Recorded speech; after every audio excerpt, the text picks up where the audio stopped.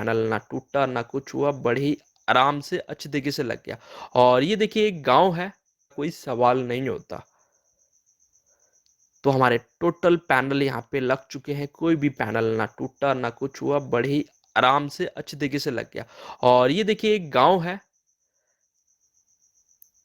यहीं पे हॉस्पिटल। क्या करेंगे, 6 स्ट्रिंग बनाएंगे 7-7 पैनल की, यानी कि 7 स्ट्रिंग 42 पैनल हो गए ना।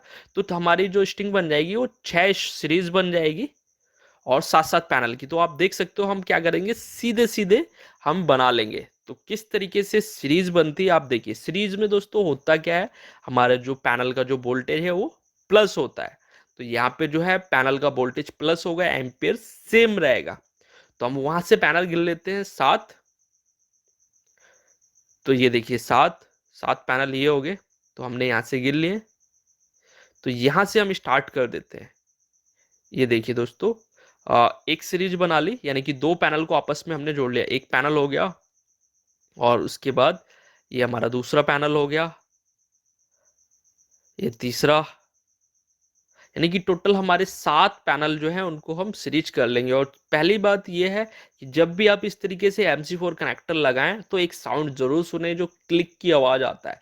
अगर वो साउंड आ गया तो इसका मतलब ये है कि आपका जो कनेक्टर है वो अच्छी तरीके से लग गया। और खींच के भी जरूर देखें, लूजिंग ना रहे। तो ये देखिए हमारा एक सिरा ये निकल आया माइनस का, और एक सिरा निकलेगा हमारा एकदम लास्ट में, जो कि होगा प्लस का। और सीरीज हमने यहाँ पे कर दी है टोटल 7 पैनल की। आप पैनल को भी गिन सकते हो, क्योंकि 42 पैनल हैं, हम उसी हिसाब से बांट देंगे। 3 स्ट्रिंग जो निकल आएंगी पीछे की तरफ और 3 आगे की तरफ। तो देखिए हमारी जो वायर है, अब हम वायर का जो MC4 कनेक्टर हमने बनाया था, आपको बहुत कुछ मिलेगा। तो वीडियो को एंड तक जरूर देखें। तो हमारे जो है ACDB हमने यहाँ पे लगा दिया। और जो सेल्क्रोनिक की जो MCBs आई थी, स्मार्ट लोड, नॉर्मल लोड और इनपुट, तो हम उन सबको भी यूज़ कर रहे हैं। और देखिए हमने वो लगा दिया और केबल ट्रे भी लगा दिए। इसकी जो फिनिशिंग है दोस्तों अच्छे से करेंगे। बैटरी लग गया, इन्वर्टर लग गया, हमारे जो ACDB DCDB और इनपुट आउटपुट की जो MCB थी वो सारा कुछ लग गया है। और रात में ही देखिए जो हमने खड्डा किया था उसमें हम अर्थिंग की। और ये देखिए दोस्तों, ये हमारी वायर है जो कि इनपुट की है। इनपुट सप्लाई जो है यहाँ से हम देंगे, इसमें इनपुट मीटर के साथ जोड़ना है।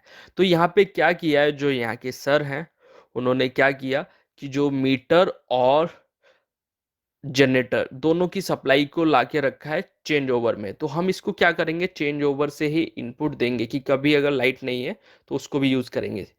तो देखिए दोस्तों, सिस्टम को लाइट या जनरेटर दोनों से हम चला सके। और यहाँ पे देखिए नॉर्मल लोड की भी मैं वायर को लेके जा रहा हूँ, ये कुछ इस तरीके से नॉर्मल लोड की ये वायर है, इसको भी हम ले लेंगे इसी के साथ और फ्लेक्सिबल पाइप के अंदर हम डाल देंगे। तो नॉर्मल लोड की जो वायर है उसको भी ले लिया फ्लेक्सिबल के साथ, और हमारी इनपुट की जो वायर है उसको भी उसी के अंदर ले लिया, यानी कि आउटपुट भी उसी के अंदर है और इनपुट भी उसी के अंदर है। उसको हम लगाएंगे चेंज ओवर में। तो देखिए चेंज ओवर है यहाँ पे, तो इनपुट का गया वायर और नॉर्मल लोड का गया ये फ्लेक्सिबल पाइप के साथ। और जो चेंज ओवर है वहां से हम इनपुट सप्लाई देंगे। इनपुट सप्लाई चेंज ओवर से इसलिए दे रहे कि अगर लाइट नहीं है, बारिश का मौसम है, तब भी सिस्टम को चलाना है तो हम जनरेटर से चला सके। तो ये चेंज ओवर के थ्रू ही देंगे। तो ये चेंज ओवर है, तो इनपुट सप्लाई यहाँ से दे देंगे और आउटपुट भी जो है यहीं से देंगे। तो देखिए इनपुट जो है पीछे जो वायर आ रखी है दोस्तों, वो भी चेंज ओवर से ही आ रखी है। ऑलरेडी यहाँ पे 3 जनरेटर हैं जो रनिंग में रहते हैं। तो उन तीनों में से किसी ना किसी एक का यहाँ पे जनरेटर चलेगा तो सप्लाई आएगी, तो ग्रिड के साथ आएगी। तो हम जो है अभी इनपुट की सप्लाई को जोड़ रहे हैं। और ये आप देख सकते हो सिस्टम कुछ इस तरीके का है यहाँ पे। तो ये हमने इनपुट की वायर लगा दी है डबल करके, क्योंकि 6 mm की थी तो हमने 6 को डबल करके लगाया था। और ये नॉर्मल लोड की जो वायर है उसको भी हम लगा देते हैं। तो इनका जो नॉर्मल लोड है उसको भी अभी चलाएंगे। और अभी जो है दोस्तों इसकी वायर थोड़ी सी चेंज होनी है, क्योंकि 6 mm की वायर नॉर्मल लोड में डाली है, अभी वहाँ पे हैवी वायर डाली जाएगी, क्योंकि उस समय नहीं थी, हमको सिस्टम को चालू करना था। और ये देखिए दोस्तों, अब हमने फिर से इन्वर्टर को ओपन कर लिया है।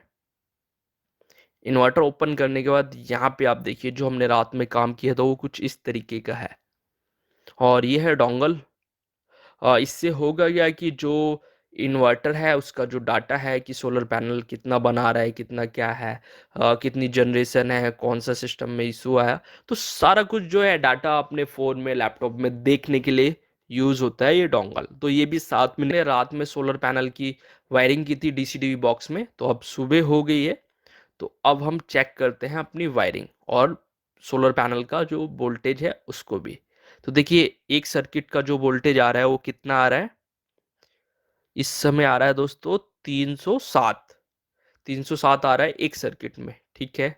और दूसरे में भी चेक कर लेते हैं अब दोस्तों। ये देखिए, ये हमारा दूसरा रॉ H2 है, स्टिंग 2। तो दूसरे का कितना आ रहा है यहाँ पे, ये भी 307, ठीक है। इसका भी करंट ठीक है, करंट नहीं सॉरी वोल्टेज ठीक है इसका। और ये हमारा तीसरा हो गया। तीसरे का वोल्टेज चेक कर लेते हैं। ये सोलर पैनल का हम चेक कर रहे हैं, क्योंकि चेक करने के बाद ही हम सिस्टम को चालू करेंगे। तो इसका भी 309 आ रहा है, ये भी ठीक है। और यहाँ पे ये भी चेक करना है कि प्लस माइनस कहीं उल्टा ना हो, तो उस चीज को भी हम चेक करते हुए जा रहे हैं। तो ये हमारे 4 चेक हो गए, 4 सर्किट।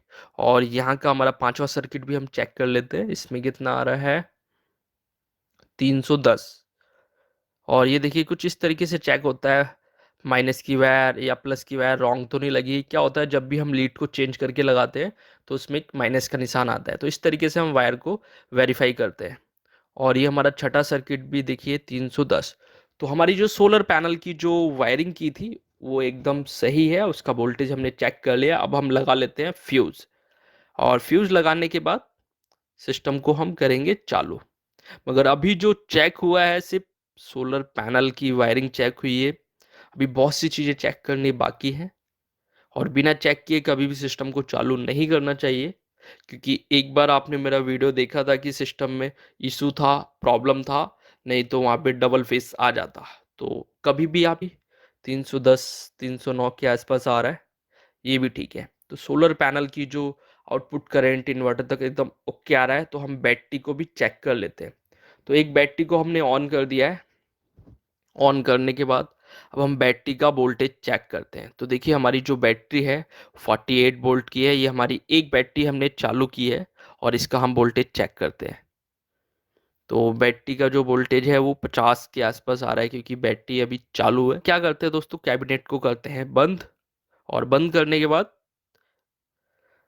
अब हम सिस्टम को जो है चेक करेंगे इसका लोड, कि क्या क्या लोड इस पे चलेगा। तो यहाँ पे देखिए हमने बैटरी को ऑन कर दिया है। यहाँ पे स्विच है, इसको भी हम ऑन करते हैं।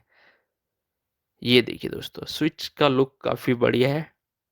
तो यहाँ पे जो है बैटरी का भी कनेक्टिविटी आ गया है, बैटरी इसके साथ जुड़ गया है। यानी कि 48 वोल्ट का जो है ये कनेक्टिविटी जो चाहिए इसको, एएच चाहे आप कितना भी दे दो। तो ये देखिए टच है हमारा सोलर पैनल जो इस समय दे रहा है 314।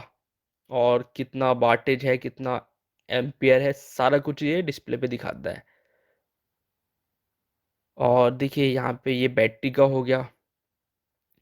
तो बैटरी यहाँ पे जो है 81% है, तो बैटरी भी चार्ज होगी। अभी जो है आउटपुट लोड हमने नहीं डाला है, तो अभी सारी चीज़ें चेक करेंगे।